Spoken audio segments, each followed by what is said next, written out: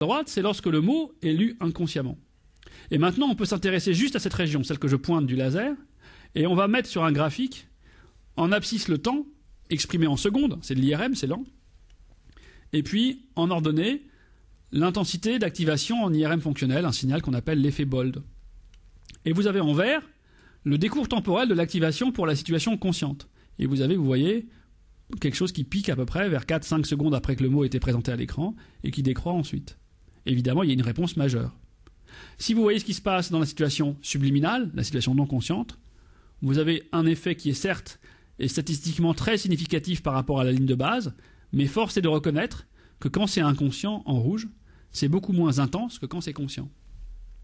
Donc à la lumière de résultats comme celui-ci, vous avez pas mal de collègues ou bien de personnes qui peuvent se dire « Écoutez, en fait c'est très simple la conscience et le cerveau. Quand vous avez une petite activation cérébrale, c'est inconscient, et quand vous avez une grosse activation cérébrale, c'est conscient. Et que donc peut-être que de l'inconscient cérébral à la conscience, ce n'est qu'une histoire de continuum, d'intensité, d'accord, d'un effet vraiment quantitatif. Le modèle que nous avons, que nous défendons, postule quelque chose de différent. Il postule en fait que derrière cette différence qui a une allure quantitative, on pourrait traduire cela par une différence qualitative, un traitement cérébral différent. Mais comment faire pour faire cette démonstration? Il nous faut utiliser une méthode qui ait une résolution temporelle bien meilleure que l'IRM. Parce que l'IRM ici nous montre le résultat net de ce qui s'est passé pendant quelques secondes. Mais on ne sait pas quel est le décours temporel très fin. Alors comment est-ce qu'on peut le faire? On a avec Raphaël Gaillard, dont je vous parlais, et Stanislas Dehaene, et d'autres collègues, on étudie depuis longtemps des patients qui ont une épilepsie réfractaire au traitement médicamenteux, une épilepsie très handicapante, et pour lesquels on peut discuter un traitement chirurgical de l'épilepsie. Donc est proposé à ces patients de retirer un bout de cortex qui joue un rôle dans leur maladie épileptique. Alors vous imaginez bien que c'est quelque chose qui est une procédure assez difficile, parce que notamment il faut être sûr d'enlever un bout de cortex qui est vraiment impliqué dans les crises du malade, et puis deuxièmement d'enlever un bout de cerveau, cortex ou sous-cortex, mais un bout de cerveau qui ne va pas provoquer un handicap cognitif ou moteur important chez le patient, et puis d'être sûr que ça va l'aider, voilà, et d'en retirer le moins possible, quoi. Donc pour toutes ces raisons, certains malades qui ont une épilepsie réfractaire vont se voir proposer une implantation chirurgicale d'électrodes intracérébrales pendant une dizaine de jours pour essayer de voir par où passent les crises. Et sur la base de ces événements, ensuite, les neurologues, épileptologues, donc spécialisés en épilepsie qui s'occupent de ces malades, vont pouvoir même utiliser ces électrodes pour stimuler, pas seulement pour enregistrer l'activité électrique, mais pour stimuler et voir s'ils reproduisent les crises du malade par ce moyen. Donc, et s'ils ne provoquent pas des déficits chez le malade. Et une fois que tout ça est réuni, on peut ou pas proposer au malade une solution chirurgicale. Alors dans ce contexte-là, moi je suis neurologue, mais je ne suis pas épileptologue, et surtout, les recherches que je fais avec ces malades sont des recherches dans lesquelles il faut évidemment clarifier les choses. Donc moi je n'ai pas une casquette de médecin, de docteur quand je vais les voir comme chercheurs. Ça veut dire que, évidemment, ils sont absolument libres de refuser de participer à cette expérience. Ça n'aura aucun impact sur la prise en charge médicale, mais comme vous le savez, tous les arguments même d'autorité, etc., font que c'est des points sur lesquels il faut être très vigilant, au-delà simplement du discours ou même de faire signer un papier, de bien montrer que c'est une chose différente. Donc grâce à ces malades, depuis longtemps, on a pu faire des travaux qui ont eu un retentissement important dans ce domaine, parce qu'ils nous offrent un accès avec une résolution spatiale et temporelle qui est assez inégale, et assez rare en fait à observer par d'autres moyens, vraiment égalisé. Alors toujours de manière un peu obsessionnelle, notre protocole, ici en tout cas aujourd'hui, mots visibles ou mots masqués, et on va voir dans le cerveau comment ça se passe. Et je vais vous présenter un seul résultat, ce sera le dernier résultat. Vous avez ici de côté l'hémisphère gauche à chaque fois, ou bien non, pardon, c'est une vue latérale du cerveau en transparence, donc on a toutes les électrodes qui sont représentées. Et vous avez en fait en rouge, là où il y avait des électrodes implantées, et il y a un petit carré à chaque fois. Ce carré a une taille d'autant plus grande que l'effet observé était important, et a une couleur d'autant plus rouge, beaucoup plus vive, que cet effet était important. Donc ce que l'on voit ici, c'est un peu un équivalent de ce qu'on voyait en IRM, c'est-à-dire que quand c'est en démasqué, en lecture consciente, on a des grosses activations, et quand c'est en masqué, c'est des petites activations. Maintenant, ce qui est intéressant avec cette technique, c'est qu'on va pouvoir voir le film temporel précis de ces activations.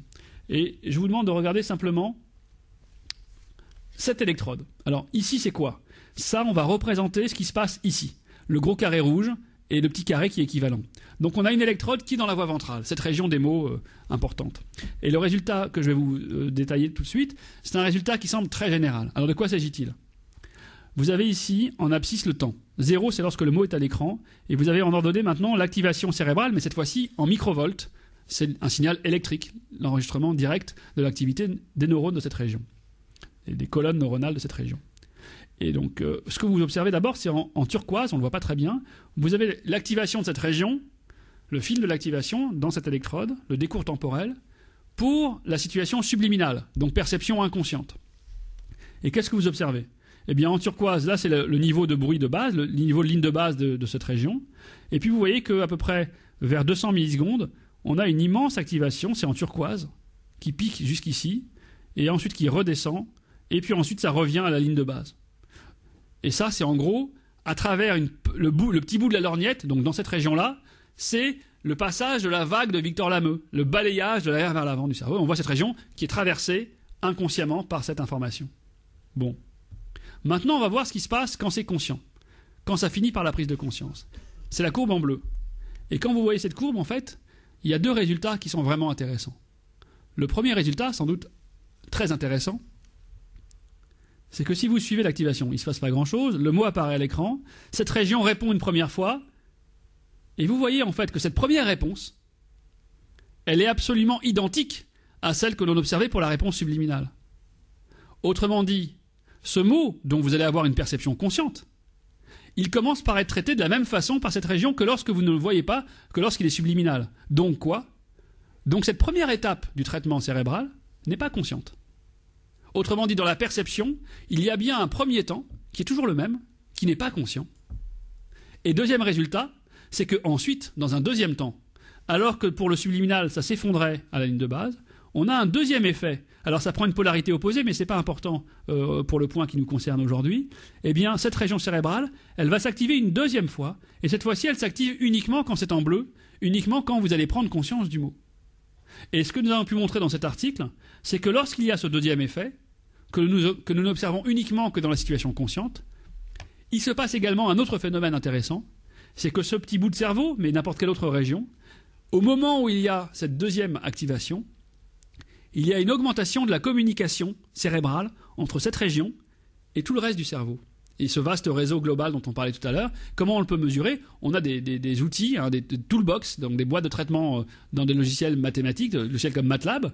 On n'a pas besoin de les programmer, ils sont à disposition par des ingénieurs qui font du traitement du signal. Et donc, par exemple, vous pouvez mesurer à quel point deux régions communiquent entre elles en faisant ce qu'on appelle des études de synchronie, de cohérence de phase, voir dans les différentes bandes de fréquence de l'activité EEG intracérébrale, quelles sont celles qui se mettent à être les plus cohérentes au fil du temps, au cours du temps. Et ce qu'on observe, c'est que dans une bande de fréquence qui est la bande bêta, des rythmes assez rapides cérébraux, autour de 20 cycles par seconde, eh bien, lorsqu'il y a cet effet conscient, il y a une bouffée de communication à longue distance que l'on n'observe jamais lorsque c'est inconscient.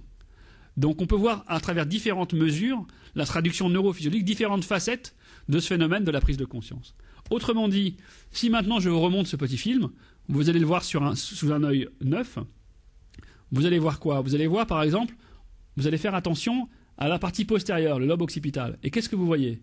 Alors, ça commence en arrière, ça va en avant, et ça revient en arrière. Je vous le remontre encore une fois, puisque oui. Regardez, ça va en avant, ça se propage, c'est le balayage de l'arrière vers l'avant, et là ça revient. Et en fait, maintenant, on a un peu l'élément de réponse. Dans ce petit film, ce qui indexe la prise de conscience, c'est pas la vague montante de l'arrière vers l'avant, c'est réellement le deuxième temps.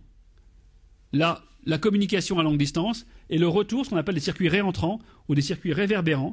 Et donc, lorsqu'on observe ça dans ce petit film, on peut dire que ça, c'est la signature électrophysiologique de la prise de conscience. Et ce résultat qui a été maintenant assez bien établi pour la perception visuelle, nous avons pu l'élargir et puis, sous des modalités un peu différentes, l'élargir également à la perception auditive. Et donc, je vais vous montrer un exemple. Alors tout ça, on l'a vu un petit peu ensemble. Ça, c'est un modèle sur lequel, c'est notre modèle de traitement de la... Peut-être qu'on en prendra sur les questions s'il y a des aspects.